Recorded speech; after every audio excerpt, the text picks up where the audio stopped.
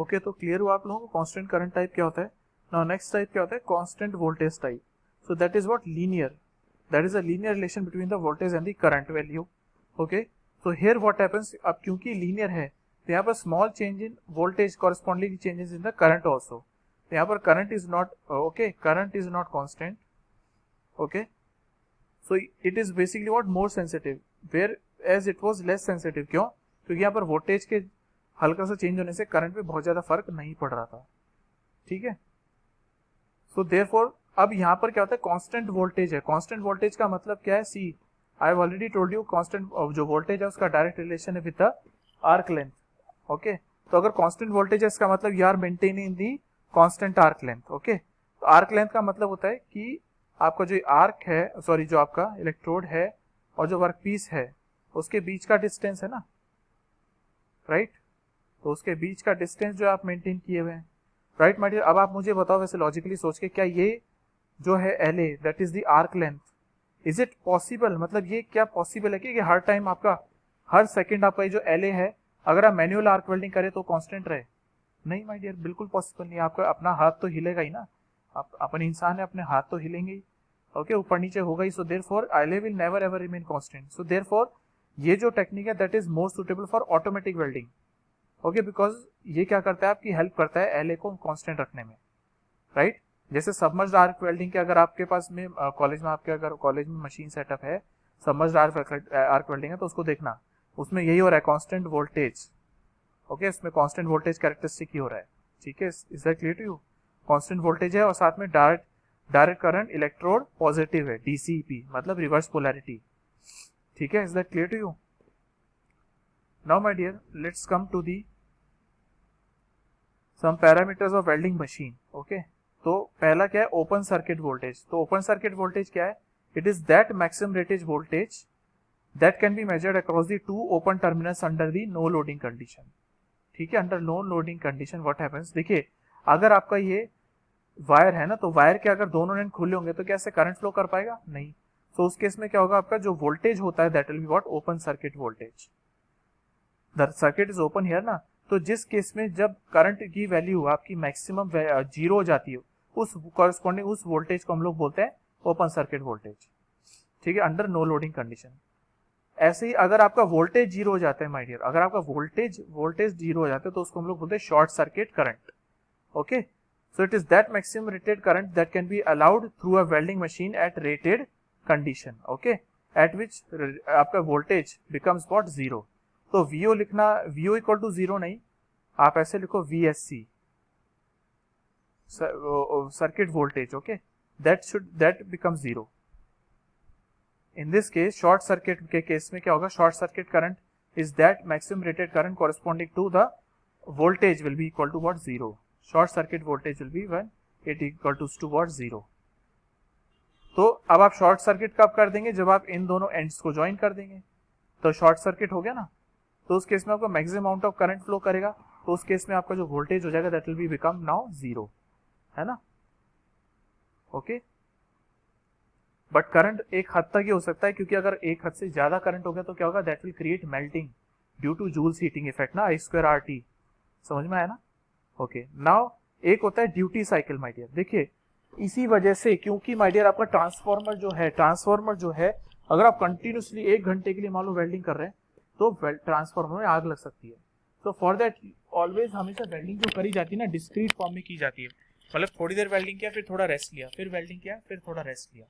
So therefore there is a duty cycle being defined. Basically what it is, ये क्या होता है, it's a percentage of the time during which arc is on. Okay, during which arc is on with respect to the overheating elements in a welding machine. Okay, तो overheating elements कौन कौन से हैं, जैसे मैं आप बात करूं, अगर AC DC सेटअप है तो उसमें तो रेक्टिफायर होता है, रेक्टिफायर काफी हीट अप हो जाता है, राइट. और वैसे ट्रांसफॉर्मर है वो भी काफी हीट अप हो जाता है. ठीक है, तो इसलिए इसको क्या है, ऑयल चाहिए होता है कंटिन्यूसली इसको कूल अप करने के लिए. So therefore there is a certain duty cycle being defined, so that is called arc on time, the time for which arc is on divided by the total welding time. Okay, तो total welding time मतलब arc जिसमें on है और आपका जो divided by what, arc on time plus idle time. Is that clear? तो idle time क्या होता है, वो rest time. जैसे आपको मान लो, जैसे सपोज आपको वेल्डिंग करनी है इसकी, ठीक है, आपको वेल्डिंग करनी, तो सपोज आपने 2 मिनट वेल्डिंग की, 2 मिनट वेल्डिंग की, फिर आपने 1 मिनट का रेस्ट दिया, फिर आपने 2 मिनट के लिए वेल्डिंग की, ठीक है, 2 मिनट के लिए वेल्डिंग की, फिर आपने 1 मिनट का रेस्ट दिया, फिर आपने 2 मिनट की वेल्डिंग की। So basically that is what standard, वो स्टैंडर्ड होता है कि आपको कितना साइकिल आइडल टाइम देना है, ठीक है, वो उसमें दिया होता है। जब आप ट्रांसफॉर्मर लेते हैं ना, जब आप वेल्डिंग सेटअप लेते हैं तो उसमें सब कुछ दिया होता है, ड्यूटी साइकिल वगैरह सब दिया होता है कि कितने टाइम के लिए आपको आइडल टाइम रखना है, कितने टाइम के लिए आप कर सकते हैं, ठीक है, इज दैट क्लियर।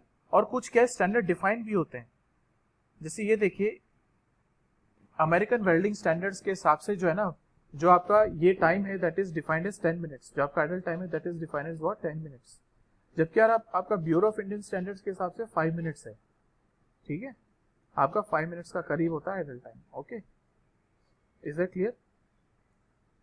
तो that is what is called as the duty cycle. Duty cycle में माय डियर, हाँ इसमें इक्वेशन वो दे रखी है क्या, नहीं वो चीज नहीं दी हुई। आप एक इक्वेशन याद कीजिएगा माय डियर, एक इक्वेशन आप याद करिएगा, basically the duty cycle is what indirectly proportional to 1 by indirectly proportional to I square rated current, ठीक है, always remember this thing, the duty cycle is always proportional to the 1 upon I square या फिर inversely proportional to I square, ठीक है, is that clear. तो कहने का मतलब कि जितना ज्यादा आपका करंट होता है उतना ही आपका कम होता है ड्यूटी साइकिल, उतना ही आपका कम होता है duty cycle. Why? Because you have to give more idle time, आपको ज्यादा आइडल टाइम देना पड़ता है, क्योंकि अगर आप ज्यादा करंट देते हैं तो ज्यादा हीट अप होगा, सेटअप आपका जल्दी, है ना, because of joules heating effect. So therefore you have to give what lesser duty cycle, आपका ड्यूटी साइकिल उस केस में लेस हो जाता है, बिकॉज आपका आइडल टाइम उस केस में आपको बढ़ाना पड़ता है, ठीक है, समझ में आया कैसे। तो आइडल टाइम अगर बढ़ेगा तो आपका जो ड्यूटी साइकिल है वो कम हो जाएगा। तो एक इक्वेशन आप हमेशा याद करिएगा, ये it is also very very important with respect to GATE and engineering service point of view. तो आई स्क्वायर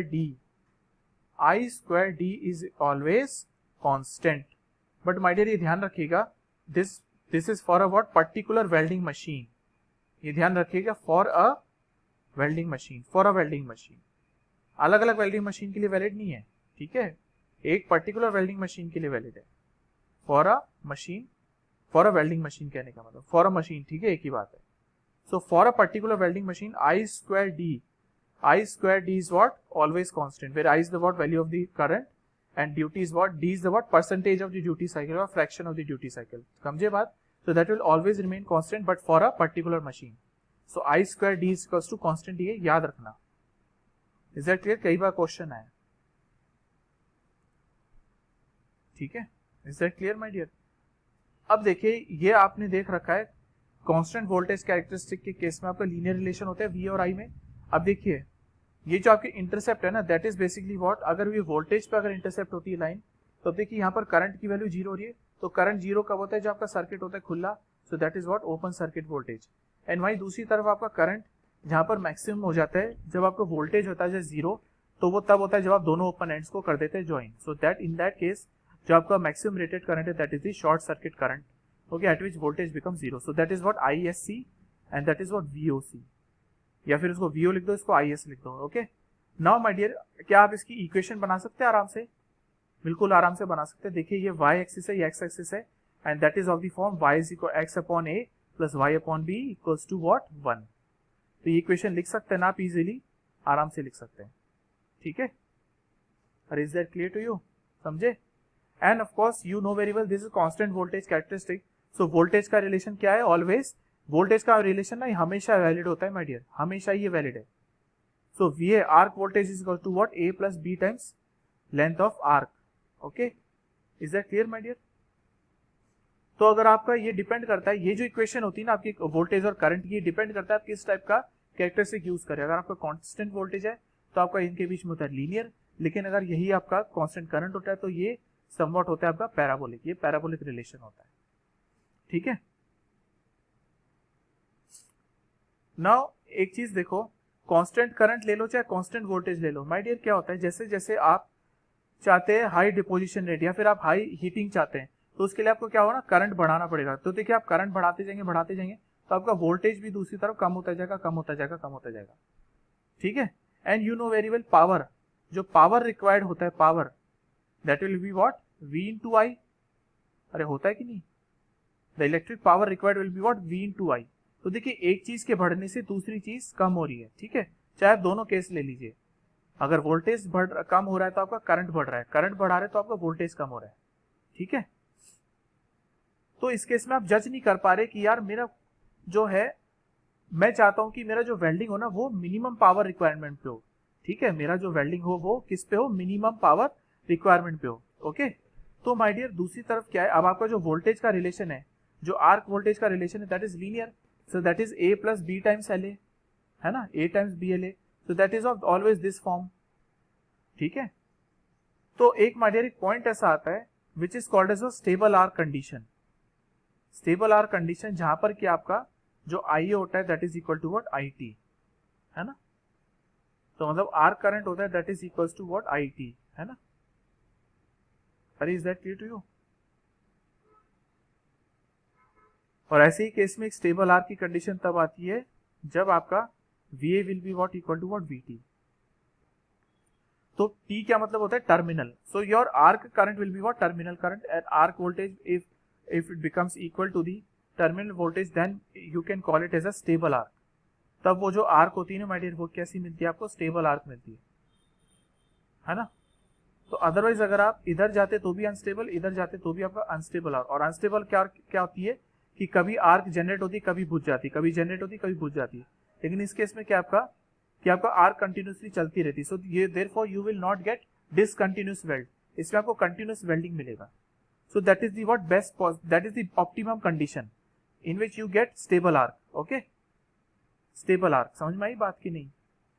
तो तब मिलती है माय डियर जब आप क्या करते हैं कि जो आपका वोल्टेज है, जब आप दोनों की वोल्टेज की इक्वेशन को सॉल्व करते हैं ना, so you will get the current corresponding to the stable arc, समझे। तो you will get the current and voltage corresponding to the stable arc, समझ में आया ना, जब आप दोनों की वोल्टेज की इक्वेशन को सॉल्व करते हैं, कौन कौन सी, ये वाली और ये वाली, ठीक है। So at stable arc, what happens is that maximum heat generation will what takes place. At stable arc, maximum heat generation will takes place. समझ में आई बात कि नहीं, ठीक है। तो basically what T is from what, transformer, है ना, ट्रांसफॉर्मर से, and A is the arc. Is that clear my dear? अब हम लोग एक क्वेश्चन देखेंगे नेक्स्ट वीडियो से, ठीक है। These are very very important question, objective point of view से, सब्जेक्टिव पॉइंट ऑफ व्यू से भी काफी इंपॉर्टेंट है माय डियर। तो आपको सेट ऑफ क्वेश्चंस दे रखे हैं, प्लीज हम लोग उसको देखेंगे, चारों क्वेश्चन को, ठीक है। तो नेक्स्ट वीडियो से हम लोग देखते हैं, ठीक है, क्वेश्चंस को। तो T मतलब ट्रांसफॉर्मर कॉरेस्पॉन्डिंग और A मतलब आर के कॉरेस्पॉन्डिंग, ठीक है। इतनी बात समझ आ गई।